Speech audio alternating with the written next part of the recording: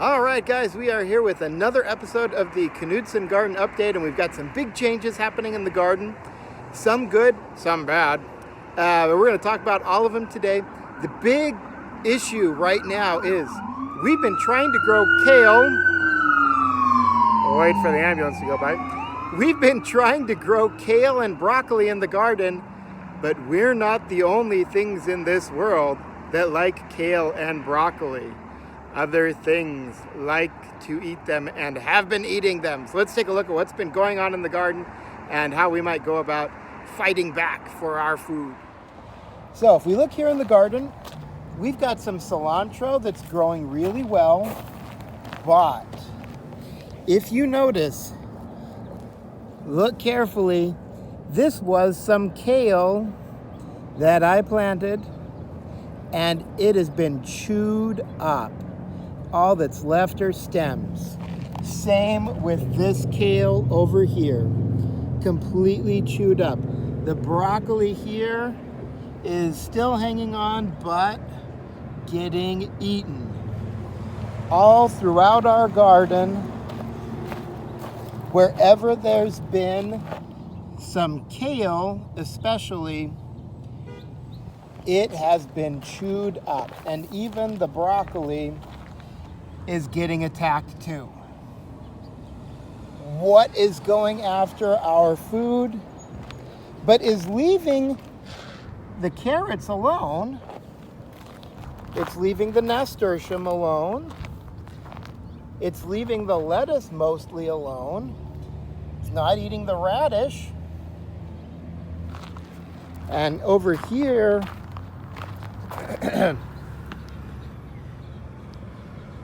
we've got some nice lettuce. This is our tennis ball lettuce. We've got a nice head of lettuce growing here. That's left alone. And we're going to talk about this later. But over here I had some nice 1,000-head kale. Decimated, completely chewed up. Poor kale. So, what do we do about it? Well, there's a couple of ways that we can fight back. One, we've got some row shelters, and we can actually enclose our kale and our broccoli. You can kind of see inside here. We've got some kale and broccoli, and we're protecting it with these row shelters. And I'm also putting out these pellets. This isn't actually poison. It's actually cornmeal with a little bit of sugar and salt. But what it does to a rodent's digestive system is really quite morbid, but also very effective. Basically, it makes the mouse not want to drink anything. And so the mouse will eat these pellets and decide he's not thirsty anymore, and then he'll die of thirst because he won't drink anything.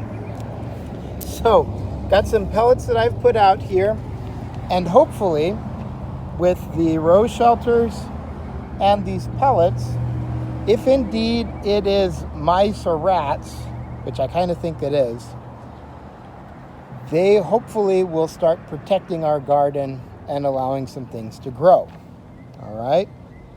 So, one way we can fight back. I've also got another purpose for these row shelters. I want to see what the impact of temperature will have on the plants in our garden.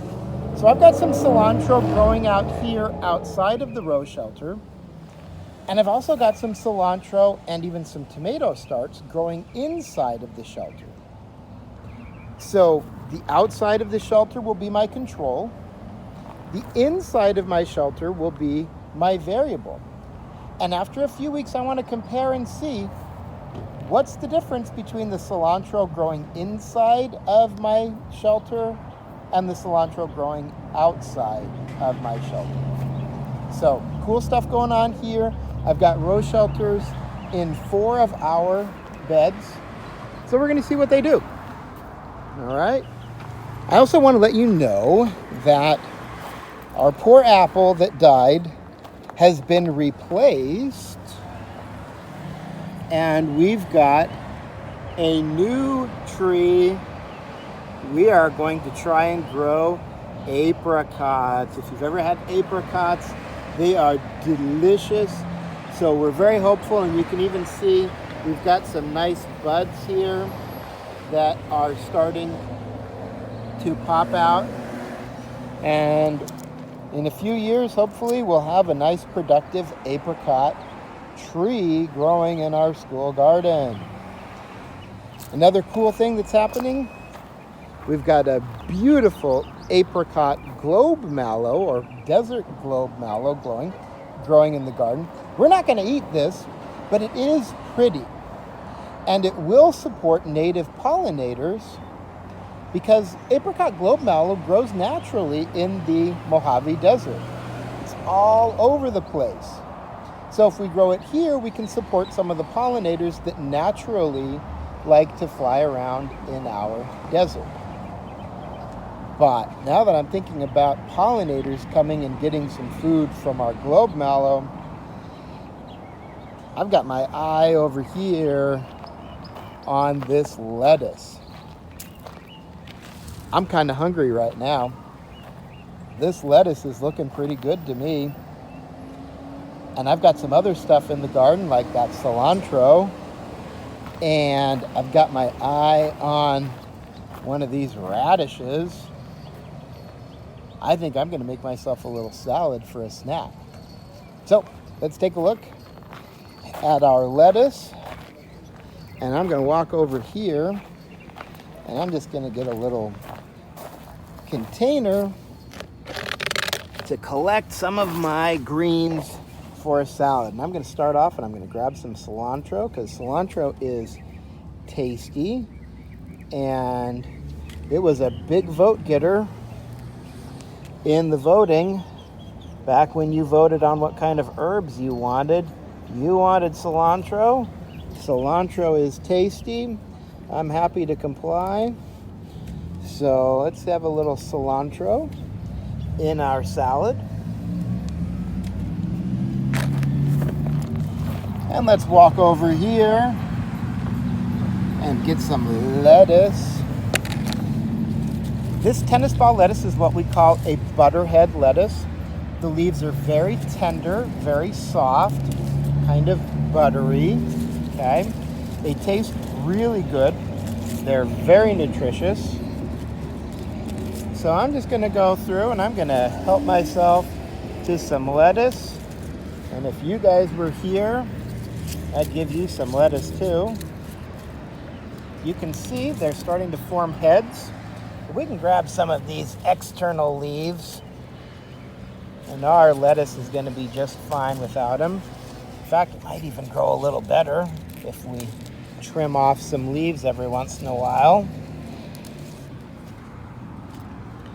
So I'm starting to fill up my box here with my tennis ball lettuce.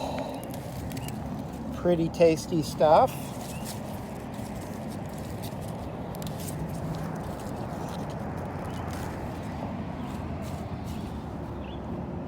So that's pretty good so far.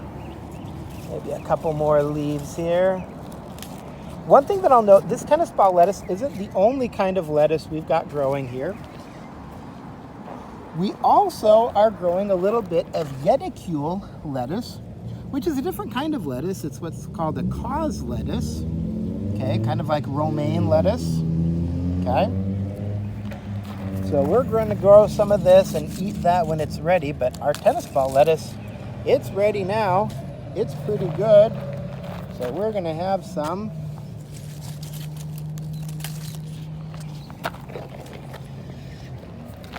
I might also grab some of this broccoli. You can see we've got a little broccoli crown here that's starting, but I'm just going to grab a leaf of broccoli or two.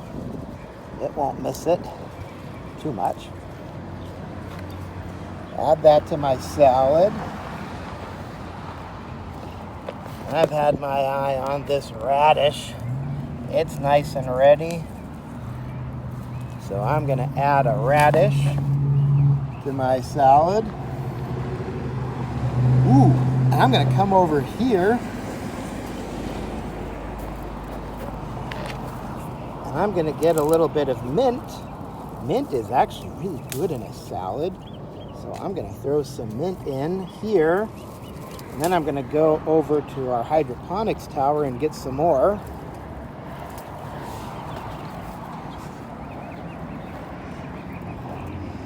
There's another plant growing in our garden that's pretty delicious and also pretty. This calendula is pretty good. You can actually eat the petals from this calendula. So I'm going to add some calendula flowers into my salad. And maybe I'll take some chives too. Nothing wrong with some chives in a salad. Add a little bit of flavor. They're pretty strong.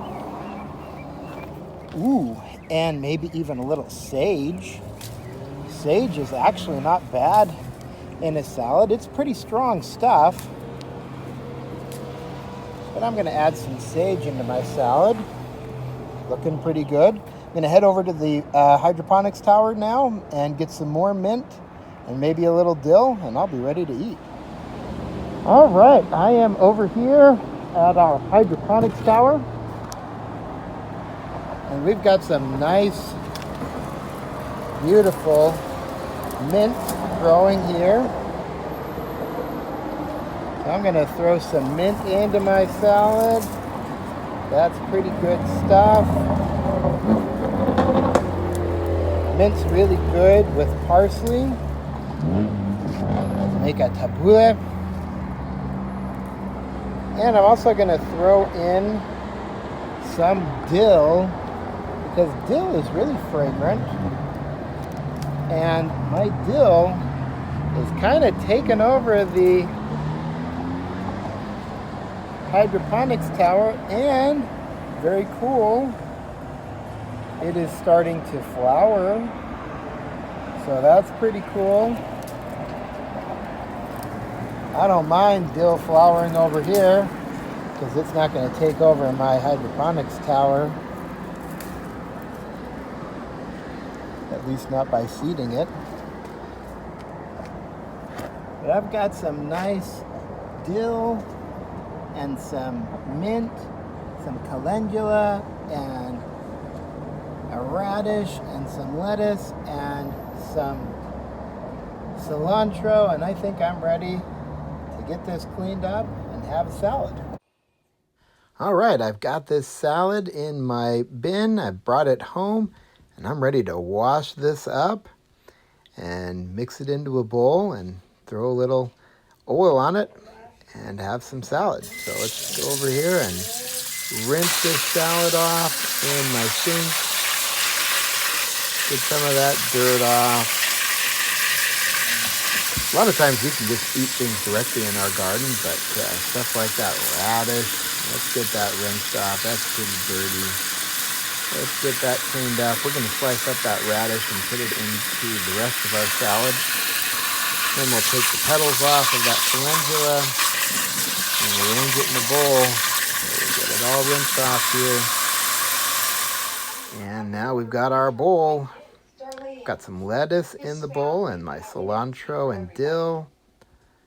I've got a lot of mint, some chives, my calendula flower. I've sliced up my radish. I've got my sage leaves. It's ready to turn into a salad. And there it is. Pretty good looking salad.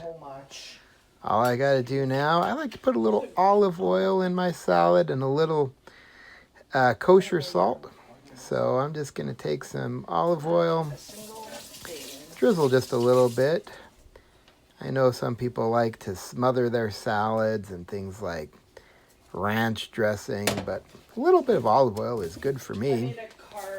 And I do like to add a little bit of kosher salt, just a little sprinkling. That's quite a bit, but